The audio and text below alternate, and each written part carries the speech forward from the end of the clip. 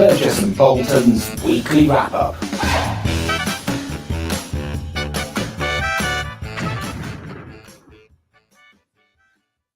Hello, Ben. Hello, Jeremy. Happy Friday. Happy Friday indeed. What a week it's been. What a week. Data Jam week this week. So, looking forward to the weekend. Let's put it that way. Yes. Yeah. Been busy, haven't we? We have been busy. We'll talk a little bit more about that later in the show. But welcome, everybody, to this week's edition of Burgess and Bolton's weekly wrap-up, where we look at everything to do with the London market. Technology change, innovation. This week, we're going to continue with the news around Lloyd's, but we're going to talk about robots. We're going to talk about data. Feels like Christmas. Anyway, let's not if you read the budget. Yeah, that's it. Well, in the sense it's Scrooge. Let's go there in a minute, but let's start off where we left off last week. So last week we were talking about John Neal and the Lloyd's investigation into allegations of an affair and the implications that has on both its procedures in terms of vetting for senior appointees, but also just the general climate and kind of mess this type of coverage causes. And it kind of didn't go away as predicted last Friday, because in the Sunday Times, it was front page of the business section. It went into quite a lot of detail. And I had a look this morning on the Times Online section, and there were 56 comments underneath the story that was published last Sunday, and many of those were one of expressing cynicism that the behaviour is consistent with long-standing culture in parts of the Lloyd's market. Quite a lot of those comments, and I don't know, it was just really disappointing again to kind of be raking up this stuff that we seem to be talking about for years. Yeah, and nothing seems to have changed. What do you make of it? I think you're right. I mean, I think that's really well expressed, Jeremy. I'm just putting my cardi on. You need to switch microphones, I think. Do I? Is it right? I'll switch that in a minute, but I'll make my point. Yes. Cardigan. There you go. So yes, I think you have explained it very well. It seems to me that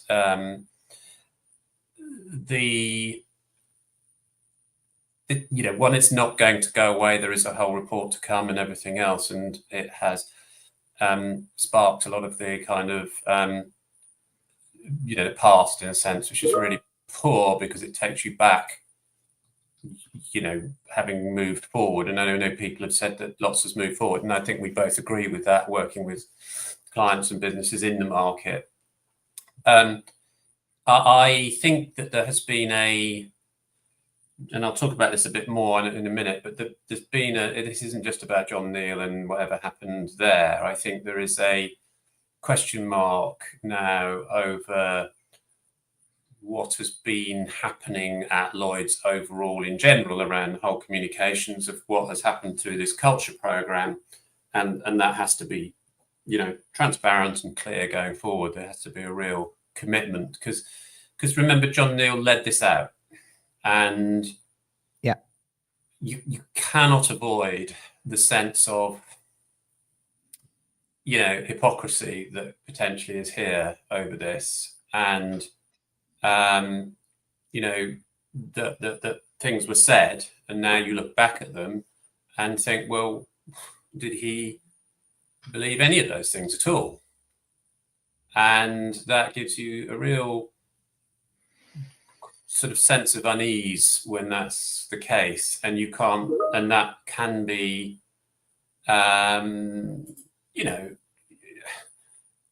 it can be argued that, okay, this is not all leaders and most of them are fine, one bad apple and things like that. But the trouble is, when you do look, and we'll do it in a minute, at some of the things that have been communicated, and this is partly a communications issue, both in terms of the allegations and more generally, there has been some odd things, and we've talked about these in the past. We've talked about them in relation to Blueprint 2. We've talked about them in relation to the culture survey. Now, not because you and I don't think are on the culture bandwagon, and that's not what our business is or are where we are, but we're about performance and improvement and all those things, and we know actually how much impact that has. So as you say, it's messy and it's damaging, and it's you kind of need to have a real clarity of leadership around Lloyd's, I think.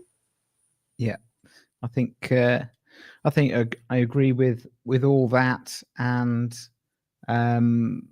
yeah, it was quite interesting reading the comments underneath the article, because it gives you a sense of people who are not in the industry, working in the London market, what they think about it. And yeah, it's a bit disappointing that those kind of the whole situation seems to not be that surprising to outsiders, in inverted commas.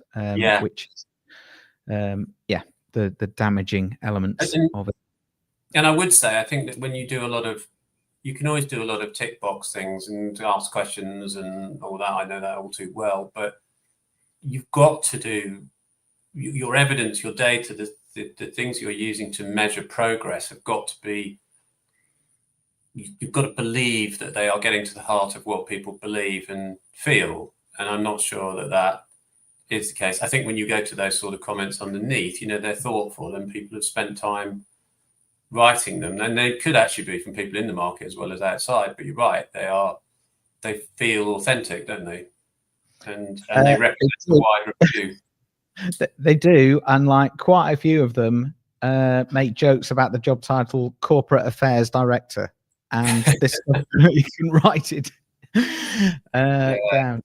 So yeah, they are authentic, and as always, there's a gallows humor in it all. But should we talk a bit about the culture survey? Should we put the 2019 stuff first and move on to the 24? Okay, so yeah, just give us a flavor of this, then. It's something here that I really want to point out, and I'm not trying to be clever after the event. We did talk about this before. So when this happened, of course, this was post Bloomberg, post some of the issues around, sort of harassment issues in the market, serious things, which John Neal then said he would, fight against, and then that has, to some extent, that has happened. But I want to say, well, look at this evidence. So there are some oddities. That's all I'm saying. So the oddities are, one, when Lloyd started, they came out with this infographic, which is future culture, and I actually think it's pretty good because it does sort of point at the right things. It's kind of picked out really explicitly what those issues are, and I'm just having a quick getting it on myself so I can read it. So gender balance, speaking up, well-being, leadership, and so on. Making the Lloyd's market welcome to all, ensuring everyone's heard, championing well-being, owning accountability. They're not bad things, actually. And there was, I believe, they brought in a company that does this sort of these sort of culture surveys, so they could benchmark it against the future. And they talk about acting on the findings, long-term program, key themes. Okay, so when you wind it forward to the next one, I think it is, we get something quite different. Now, this is not the same thing as that was done in 2019. And I think this represents a different and less effective way of presenting the data and the evidence. It basically says here that pretty much everything that we're doing is good. So it says that we've hit all the targets in the market. Okay. So 87% of employees believe their organisation is committed to having 86% of people feel they can be themselves at work. Good response rate. 100% of firms collect gender diversity data, collect ethnicity data, yada, yada, yada. Lots of things. But if you dig a little beneath the surface of this, and then I'll come on to what Lloyd has said, Patrick Tiernan said when he came in. In fact, I'll say that now. So Patrick Tiernan has said, well, okay, this is all right. But actually, the Lloyd's part of this survey is in the bottom quartile of all these results, not the top quartile. And I think that's against benchmarks. But again, we haven't had clarity on that. So I do think it's exceptionally poor to not be clear about where this data is coming from. And you say, oh, well, Ben, you run a research company. But I do run a research company, and I have to be exceptionally clear. And this is kind of important stuff. And it's not exceptionally clear. So there's a number in here which says 43% of the market workforce are women. Well, I have data that's gone back over years, looking at broking and underwriting, for example, and claims where it's a bit better. But there is, in none of those data do we see 43% being women. So I just want, maybe I'm just questioning that, but I'd love to see more data on that as to what that is. What roles are they in? Are they junior or senior? What sort of businesses are we talking about? Just Lloyd's business? You know, I don't think that is recognised, because if it just put it this way, right? If 43% are women in the market, what's the problem? Why are they trying to solve a gender balance problem? There isn't particularly a gender. There's a 7% imbalance, but that's pretty good. So I'm like, well, what problem are you trying to solve if there's 43% women? But then I would also say, well, my data, our data, Grey Church data, and other data I've seen does not support that number. So where's it come from? Then they go on into 13% of the market from an ethnically diverse background, including 9% of leaders. Again, I'm not entirely convinced of that. Again, I've seen much smaller numbers in our data, much smaller numbers of ethnic diversity, and I think ethnicity. So I'm not sure about that. So anyway, that's one thing. Now, the other thing that happens with this data, which I think is really bad, and I brought this up before, is that this is. So let's say it's, let's just accept on their numbers it's a balanced market, even though they say there's still a gender problem, and the LMA did an event the other week, right, to say there's still not enough women in the market. Well, not according to your figures, Lloyd's. So, but let's just accept that number of 43%. But half of this sample that they're talking about that says it's all fine is men, right? Now, where's the data that says what do women feel about this? What do ethnic minorities feel about it? That's what you should do with these surveys. You don't just run a brush across the whole thing and say, actually, it's not too bad, and take the average. All the data that we do when we show anything where demographics matters, we draw out the differences, because the overall doesn't really tell you much, particularly if it's, in our case, mostly men. Yeah. So again, I'm comparing what happened in 2019 to now. This data, and the way it's presented to me, is kind of airbrushed and so on. And now that's, that's the criticism. But then, of course, Patrick Tiernan has come out fairly openly saying Lloyd's has got an issue in that we're not at the top of all these things. But again, this is not on the Lloyd's website. This is what's on the Lloyd's website. So, communication is, when I talked about it in the wider sense, just seems to be all over the shop here. There's nobody doing a proper job on this culture survey. There is a problem at the heart of Lloyd's because of the John Neal thing. There is questions, from everywhere.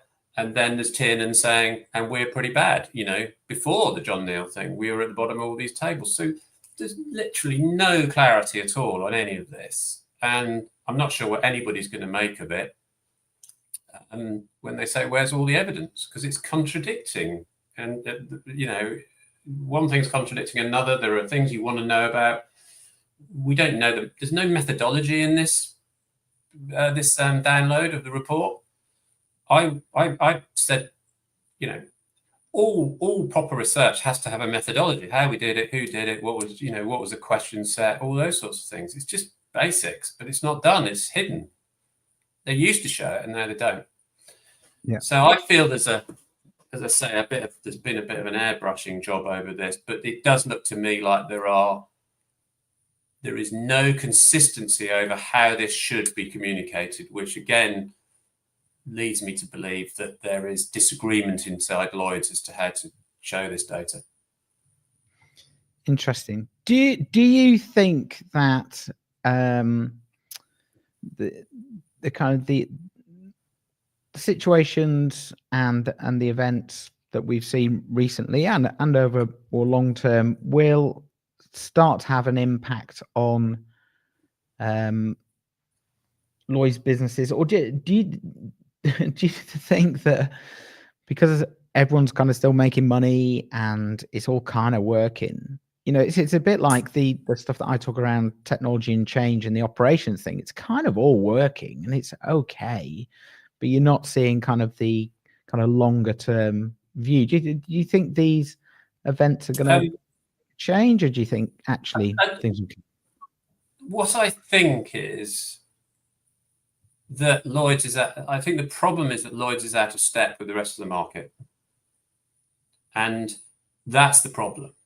I think the rest of the market, you know, many of the businesses that you and I work with, I think, you know, and that's why some of these results are quite good from this culture survey.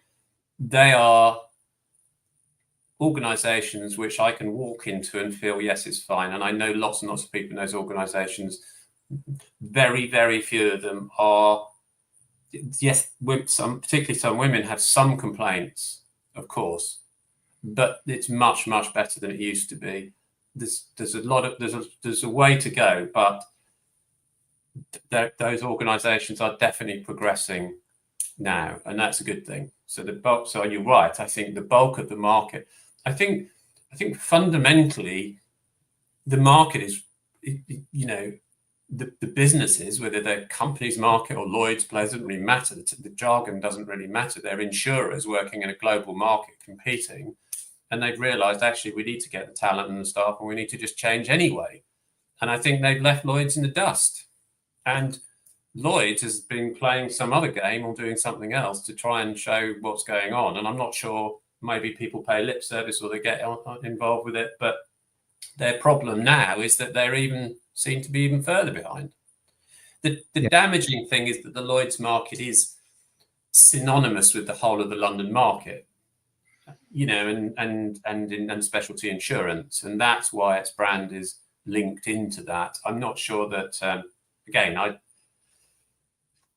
haven't got the sort of data or the evidence at my fingertips. I'm only going on what I believe here is that there are changes, but equally, I will say this, is that there has been no gender balance change in our survey data over the past 8 or 10 years in the talent stuff that we do. And that's in underwriting and broking. So the gender balance is significantly skewed based on my data or our data at Grace Church.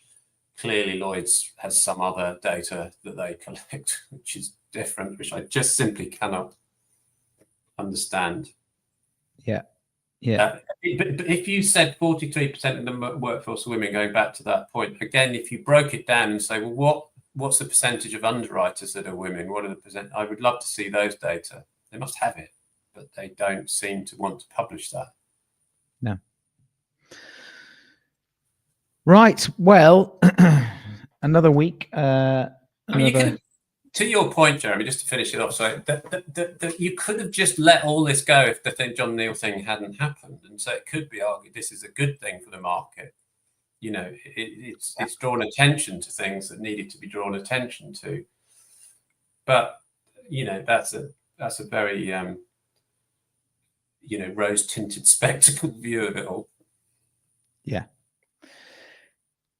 difficult conversations to have. But anyway, we'll watch this one as we always do.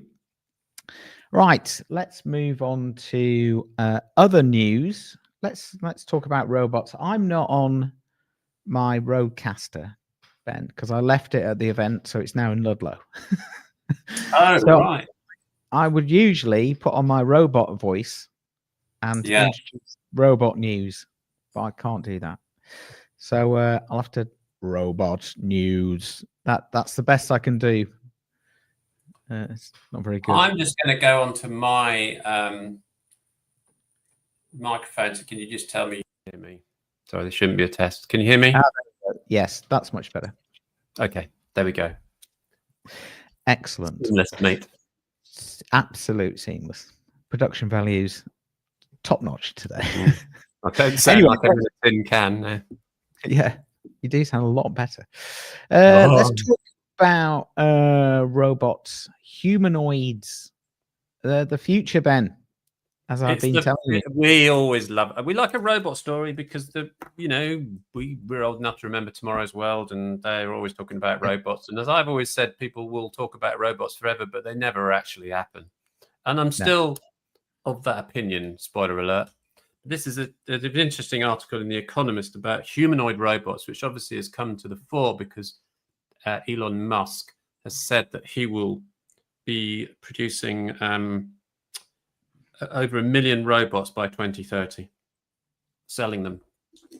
Humanoid robots.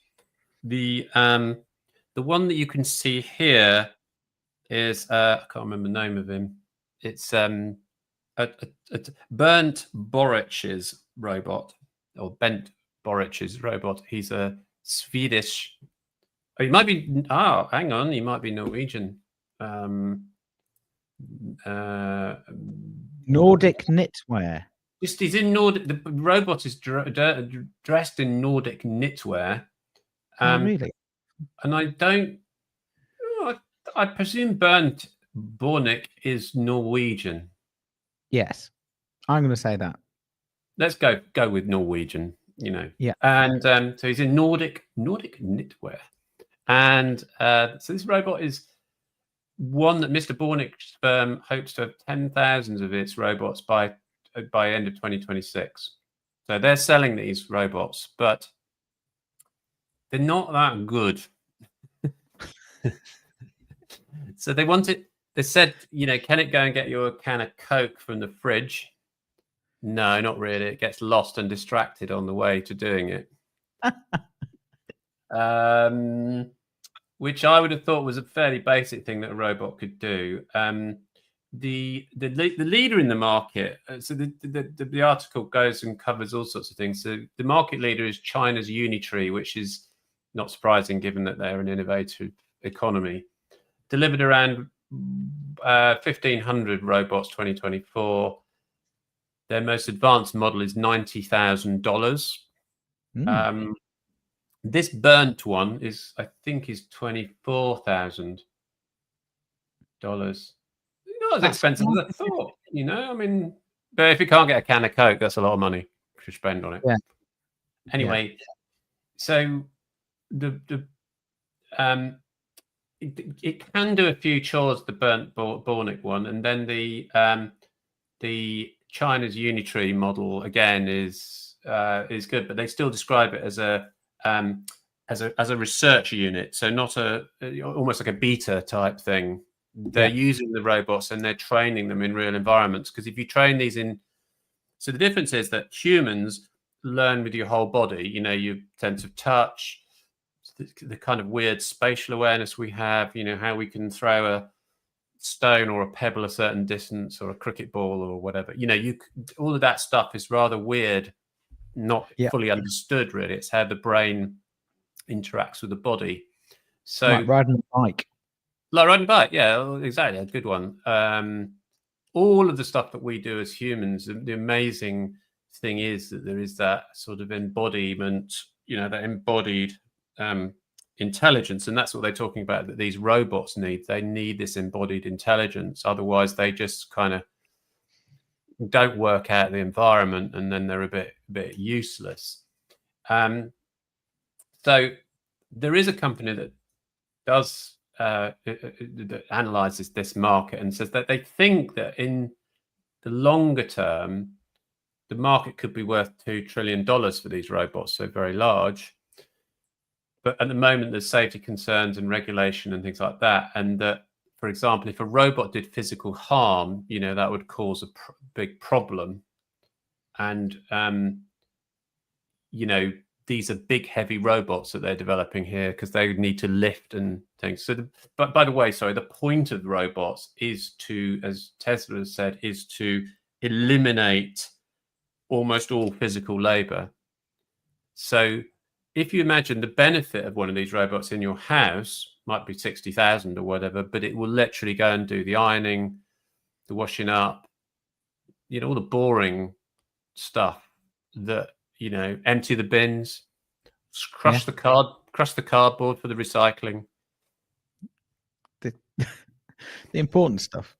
That sort of stuff, all of that stuff could be done by these robots, and I don't know whether we would do nothing, but you could do other things, or you could whatever. So the point is that, and I think it seems a good selling point to me, is if you get one of these things and you spent your 60 grand or your 50 or your 40, and they'll come down in price, you go, wow, I couldn't live without that. I'm not sending it back. It's great. So there's a point at which all these developers can see where you have created something that actually works, but they're a little way off that. And they have this problem. They describe it as the blind gymnast problem, which is, that's what they're a bit like, these robots. They're kind of like a blind gymnast. They can do all sorts of things, but then they kind of crash into stuff. Yeah. So they're trained in virtual reality, incredible athleticism, can do all sorts of things, but no understanding of how the world works at the moment. So it's good, this article, because it does explain to me why, robots are not really moving forward as fast as they should in development terms. I wonder whether it's quite interesting what you talk about, like putting them in the wild, put them in people's houses to try and for them to understand the world, as you say. Yeah. Because quite often, if you look at the kind of software development and stuff like LinkedIn and Facebook and stuff like that, they do just make updates, and then based on whether it works or not, they either go, we'll keep that or we won't keep that. And sure.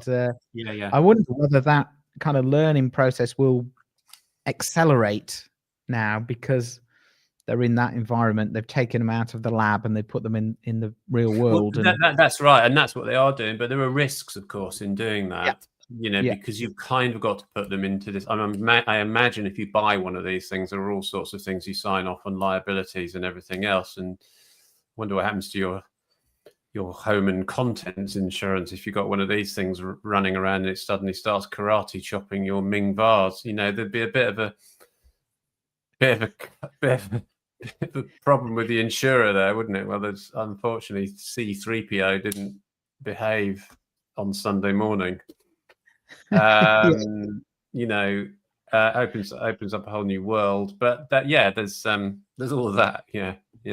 But the concept and the principle is quite interesting, really. If it can, particularly if you think of an aging population and all those sorts of things, you can replace and get these robots to do a lot of that manual stuff. Yeah. Sounds good. Sounds interesting. We'll be keeping track of that over the next 50 years. Yes, we will. Yeah, there might be 2 robots here. Yeah, that'd be good. You don't need to understand the physical world to do this show. You just sit in a seat. Just sit in a seat. That's it. Should we talk about car insurance just a little bit? Maybe without naming any names, but it's a mystery world that we always try once a year, try and unwrap and untangle and understand why prices are set at certain points, and then why we can't understand it. But anyway, I think it's please explain my car insurance quote time. Yeah. So I think you had your renewal come through during the keynote presentation at Data Jam. Yes, rather ironically, and I don't know if this is their wonderful new shiny system that was being described, but I got the quote from my renewal quote from Hastings Direct during the Hastings Direct presentation on Tuesday, so that was interesting. Anyway, unfortunately, that quote came through at 18% higher than last year's quote. So, long story short, I decided I don't want to pay that because I thought, said it on this show, no less, motor quotes are coming down. I've explained some of the reasons why, having researched it, and hey presto, I'm getting an 18% rise on my exceedingly safe Volvo where nothing has changed. Anyway, so I went back to, so they make you ring up to cancel your policy, which is annoying. You know, that's a whole customer experience thing that just shouldn't happen because they obviously want to sell you, and so on. So anyway, I thought, well, I'll do that. So I cancelled the policy, and they asked me, who did you take the policy out with? And I said, well, this other company. I won't say who it is. And they said, okay, well, we'll ask you a few more questions, see if things have changed, and see if we can get the quote down. So let's say the quote's £1,500. I've already been quoted and purchased the same policy for the same car for £680. I think that's a 70-ish% reduction, right, on that. So that is a nonsense to start with, particularly as they've raised it. They've not even dropped it down. They said after this 5 minutes of more questions, deadly dull, they said we can drop it to 1,100. So would you like to proceed? And I said, why would I like to proceed when I've got another policy that I've just purchased for £400 cheaper? Oh, I don't know, because we got the price down, sir. Well, you got the price down, but it's nowhere near the price I've got on the other one. So I don't know what your instructions say when you in your call center, but I suggest they should say it's highly unlikely someone would take that offer. And they said, well, have you got any things like breakdown and things like that? And I said, no, they'd already taken all that stuff out. So it was exactly like for like, really, except for a slight difference on the mileage I'd put in. So they said, oh, well, and they said, this is really interesting. They said, oh, well, we've looked at your quote that you did on Money Supermarket. So in other words, they got into the data that I'd entered into the system. And they said on there, you entered, X thousand miles and you reduced it on the other quote. And that was £200 difference. So first, I'm thinking, how are they allowed to go and get data that I've entered into a system? Isn't there some sort of GDPR thing there on a competitive quote? Maybe they get it because the quotes, they quote as well. But it's direct. Hastings is direct, isn't it? It doesn't go on the aggregators. Anyway, regardless, lots of stuff. This is why this is called, can you help me understand my motor policy quote, please? So I still don't understand. And I said, well, you may have knocked 200 quid off of that, but actually the difference is still £600. So where's the other £400? And I can only assume that's because they dropped it £400 because I rang them up and I'd already had a competitive quote. I can only assume that because there's no other data or information. There's nothing that they could explain to me that said what that £400 difference was. Yeah. I mean, they're perfectly entitled, I think, to charge an extra £400. But I talked to you before the show about, I think this is data asymmetry, as they call it, which is they are using their knowledge that you don't have to give you higher prices, but not explain why those prices are higher.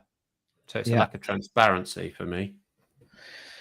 Very interesting. Yes, the world of motor insurance. Nobody understands it, but everyone needs it. So but then you end up shopping around when you don't need. I mean, if they just gave you this, if it was all similar pricing, why is one car £600 cheaper than another? I mean, I don't get that. That's not a slight difference, is it? It's huge. Yeah, and they legislated against the you can't have a different quote for new No. customers and existing customers, so that's gone. Well, I'll tell you what, whatever that did or didn't do, there's a whole other range of things now that are going on just within my quote that I go, well, I don't understand any of that, and that's not transparent, and you've added all this money on, and you've charged me a higher premium and an auto renewal. Luckily, I saw it and I did something about it. But equally, crikey, it's a bit murky, isn't it? Yeah. And I think we should say that it isn't just that insurer. I think you can probably translate the experience across most of them. So yeah, I mean, it's like it's just inconsistent and it's just crazy. I don't know. I mean, I think you're back to data, aren't you? Really, which is that the data must be an issue here. Yeah, I think if they knew me, knew the circumstances, knew, if someone had manually underwritten it, I think it would be at 600 quid. Yeah, probably. So let's close off our talk about data. We've spent quite a bit of time talking about different aspects of it. So this week on Tuesday we had the data jam, and it was a good event. Well, I'm going to ask you what you thought about it, Ben, but you had a session there. I ran a few sessions. I thought they were good. Thought we had some different formats, which was quite interesting. What did you make of the day? Yes, it was good. I think the good thing about it is it was about data. Yes, yeah. Which is testament to you and your organisation of it, which is great. I mean, it was actually about data, and I was reflecting afterwards that there was some really good sessions, and they did come back to the core issue of data, and I think it is a big issue. It's fine to have all these fancy, shiny technology, but if the data's crap, that's that. So I certainly just to talk about certainly the session I was involved with, which is called the Future of Underwriting. It was quite interesting because I think there was a sense of certainly from the two younger people on the panel talking about algo trading and where that's all going. I think they really felt that was going to be very, very different by 2030. The two older people on the panel were a bit less sure because they'd probably experienced the promises of the past. But no, I think there's a feeling of throughout the conference of possibilities and opportunity that could be achieved, which is great, really. Yeah. I mean, a point was made about my session, which I think was good by somebody who said it'd be great to do more in the future of bringing together the front line people as well as the data people and the ops people. And I know that's always a challenge, but I think it's an interesting one to talk about, isn't it? It is. I think the difference for me between this year's event and last year's event was that kind of some of the hype and kind of froth had gone out of the conversations, and it was more grounded in real world examples and experiences of what's worked and what isn't working. And I think it was quite interesting. We had some challenger keynotes that were really kind of, switching the telescope round, if you like, and just really challenging people to think about the ways that they're working, the tools they're using, the data, and asking some pretty big questions around. I'd forgotten about that because some people were quite dismayed by that I spoke to. Were like, oh, I think that went a bit far. It was like criticizing, the little baby of AI or whatever. And you felt very much like they were a bunch of, I used to work with advertising creatives, and if you ever put their idea into a focus group and the consumers go, well, this is a bit crap, rubbish, I don't think I like this, they were like, what do they know about what we've, and I got a bit of that vibe, like, oh my God, you can't criticize this stuff. But I think that's a great thing to do. Yeah, challenge it. Yeah, so that was good. So yeah, I enjoyed the day. Well, I enjoyed it. Well, it was hard work, but in reflection, it was a good day, I think. And I've had some nice comments. So if you did attend, thanks for for taking part, coming along and supporting. And yeah, we'll let you know about the next ones. Good. Okay. Let's wrap things up. Ben, what are you doing this weekend? Anything good? I'm just going away to the in-laws, actually, which is not very exciting, is it? But I will be doing, like every week, some more log chopping. That is good. That is coming on. That's my main form of exercise in life at the moment. Yeah. And no, yeah, not much else, to be honest. Yeah, me neither. It was my birthday yesterday. I think it was your wife's birthday. Oh, was it? Happy birthday! Gosh. Thank you. It was, yes, the same day, of course, yeah. Yeah. No, so she's one day before you. One day Yes. before you, yes. Yeah, Wednesday. Mine's Thursday. So I think it's going to be. Well, I've had 2 pretty hectic weekends, and this week's been hectic. So I don't think we've got a lot on. There was potentially going to be a tennis match that I was due to lose, but luckily it's going to rain, so it's probably going to get cancelled. Yes, it is. Yes, no, that's fine. And we'll have to celebrate your birthday in a couple of weeks when we go out and do our podcast Friday. Yeah.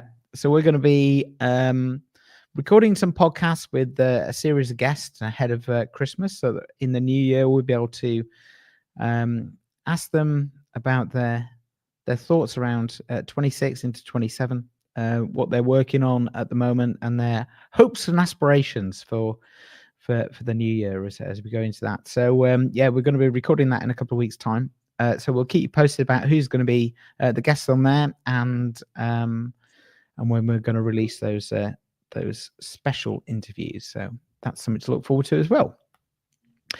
Okay, good. Right. Thanks, Ben. As always, we will see you next week, and have a good weekend. Have a good one. Bye. Bye.